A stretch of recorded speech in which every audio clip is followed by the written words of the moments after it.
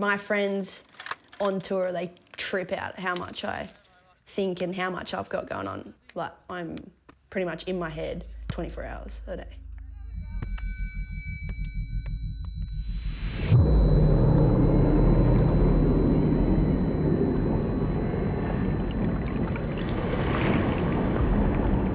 I don't know how to fully explain it.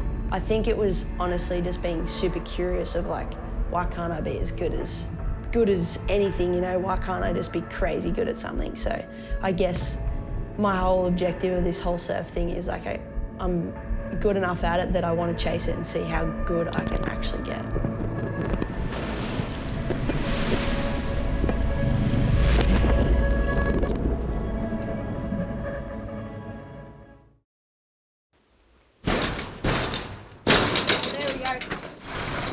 Welcome to the garage. I feel like it happened subconsciously. Like I never had a moment where I sat down and I was like, all right, Molly, we're gonna go make tour. It was just like chipping away at it happily instead of just this one big goal and like you don't know where to go, you don't know how to approach it, it was just easy that every day I showed up I had intentions and it was just, it is what it is, kind of rather like the whole big tour deal feeling so scary. Or like Glenn would always tell me like, you've definitely got the ability to make it and you will make it someday. So it's like not a rush, and I just believed in that. So when I went to the challenges, I was just like, I want to try my best, I want to win because that's what I want to do. Although I got someone else's spot, I still put in my whole best and fell short one spot. So yeah, I definitely took it like I'd qualified and deserved to be there, and that's what I want to be. What I want to do is verse the best in the world in the best waves.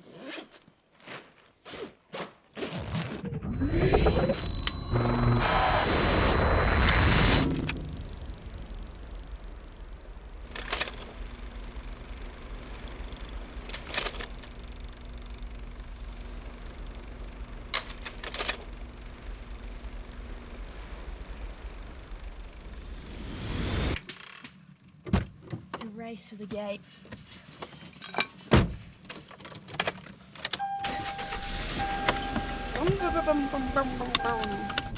I just remember being super in awe for that event and that first heat and just being really in the moment of like, well, this is crazy. Like, you have no idea what's going on, so you just like, give it your best shot. I was in that mindset going out pipe. I mean, it was just so special, not because it was tour, but just because it was like pipe for the chicks is amazing, and being out there in such a iconic lineup by yourself with a few other women is pretty crazy. This day in surfing history is getting kicked off. Opening round, heat number 1. Molly Picklum going pipe, grabbing the rail, and there you go. That's gonna feel good. Great technique, grabbing that rail, knifing through that section. So it does get a bit of cover. Definitely the best wave that we've seen so far. I was stoked. I got some little left head dip, and then I was like, felt like I was gonna go and win the event from it.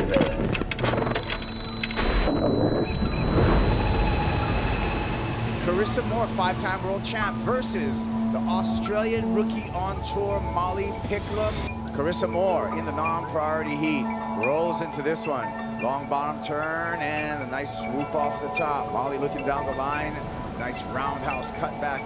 Oh, look at that style right there. Molly Picklum hunting down a section, attacks the lip. Carissa Moore aims at the lip and attacks it.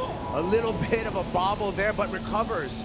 Looking down the line, the wave steepens up, catches a rail. Carissa Moore is up against the fence right now. Right there, Molly Picklum taking the lead over Carissa Moore. Molly Picklum is in the quarterfinals. Carissa Moore out of competition. Like I'd only surfed Sunset like 5 or 6 times before I even surfed that event. And then Carissa's the Hawaii girl, you know, and the world champion of many world titles. So I feel like you can either get stuck in the starstruck mind frame of where you just like let them tread over you, or you can really know that they are the best people and they're not going to give it to you easily. So then that only pushes you and makes you better. So I want to verse the best person in the world at the time.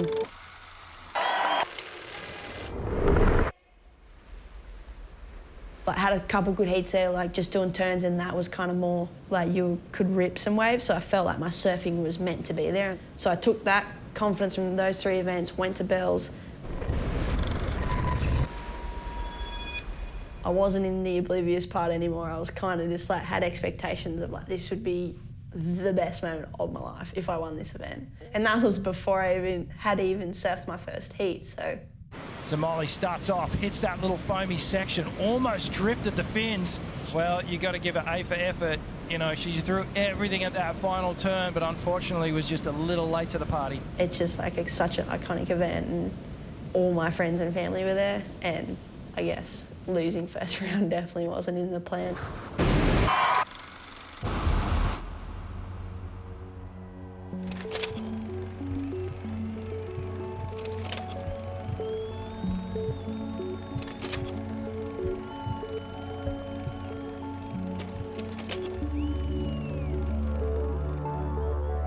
I definitely saw some rookies that looked incredibly defeated. When the cut was approaching, it was like they were a shell of themselves. The whole cut thing just had everyone on edge. There was like the most heightened emotions of every type.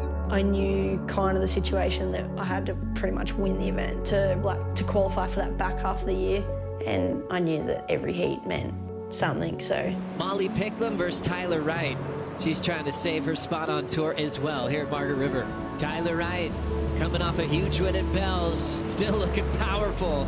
She honestly put it to me, and then I had that one opportunity on the wave where I just gave it everything I had. Here comes Molly Picklum now. Big sweep, his frontside hook. Jams it through the lip, and once again over the shallow section. She can't help but celebrate one of the biggest power crafts she's laid down this season. Everyone's making like John comparisons, and gosh, whoever you want to compare it to, it was Molly's turn. It was flawless. I think everybody watching was like, can we get a double take on that? It was probably the best turn I'd ever done in a heat, and got a 9 for it, so. Yeah, the emotions went straight through the roof, and I had to try and calm down because I still had Corn Universe in my next heat. Courtney Conlog, we have to assume, has the momentum here. Molly Picklum now with a big ask in front of her. 6.5, it's her best wave of the heat, but shy of the requirement. That will end the campaign for Molly Picklum in her rookie year on the championship tour.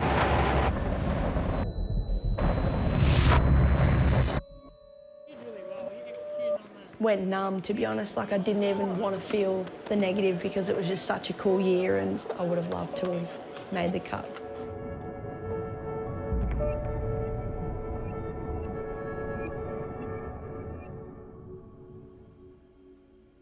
Happened the way, really. It's off the mud, but the ocean just takes over.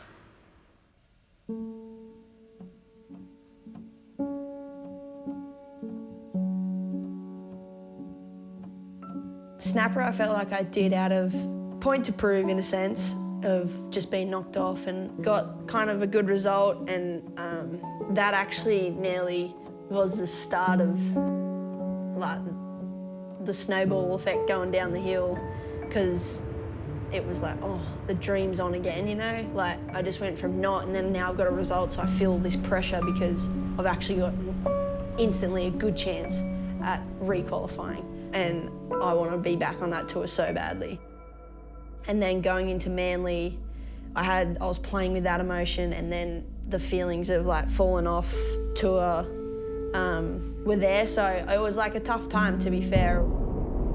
The biggest thing for me when I got cut off, which I realised and what I worked through with the psychologist and everything, was because I care so much about how good I can get, and that's my biggest goal in the whole of surfing. In my brain, I wasn't willing to accept that. I was just like still caught up on, oh, if I'd made the cut, then I would have even had time off because I was burned out. I just didn't want to surf. It actually was pretty dark there for like, I don't know, I was lost for a bit. There was a wave next to the contest bank. You know, oh, sweet, I kind of get to work on my surfing because it was a sick right-hander. But I swear to God, I couldn't even do a turn. I was just so disjointed in my head, and like, I could get to my feet and go along, and then doing turns, I was just like forcing things, couldn't make anything. It was like everything just came unstuck. I wrote in my notes, it was her completion rate for the first 3 days was under 10%. And then we did one drill where it was like, all right, just finish 5 waves at the lowest level you could ever do, and it was 0 out of 5. And she came in and was just like, I don't know what's going on. And I was in my head thinking, oh my God. I was on the phone to my wife going, oh my God, I've never seen this before. She cannot finish a wave. Let's just go play golf. I think you need to let go a little bit and let's go and do other things and let it happen. I know you haven't played golf, but like there's cool golf courses here, should we go play golf? And I was like, yeah, like just get me away from this ocean and thinking about it. She didn't really know how to play golf, didn't know anything about golf. And I got the bug because I hit 1 or 2 good balls. Then for golf, I was just like hyperdrive of like learning, Googling, YouTubing, like practicing my swing without any club in the lounge room. Super addicted to that, and then I'm like, it was so crazy. I went into the surf, I wasn't like ripping, but I was like, could make my turns, and it was just like I didn't care about how I surfed anymore. It was unbelievable, and then from then on, she finished every wave for the rest of the trip and won the comp. And here goes Molly Picklum now. Molly Picklum is only just hearing the news now. Oh, we love it. Molly Picklum got the priority back with around 3 minutes to go. What an epic win for this young lady. Yeah, Bolito, that win meant a lot more than just the trophy and the actual event. It was a breakthrough in understanding myself.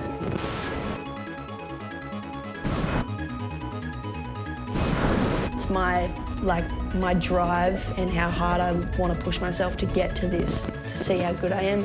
It comes at a cost, you know. Like it does have a downside, and that's the downside that I deal with, is like striving every day to be my best. It takes a toll.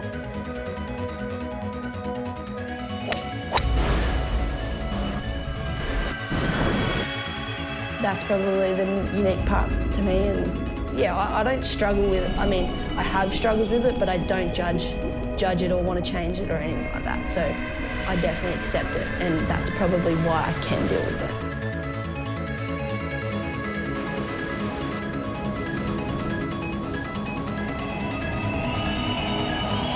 Put away, but a reasonable number drops in here for Molly.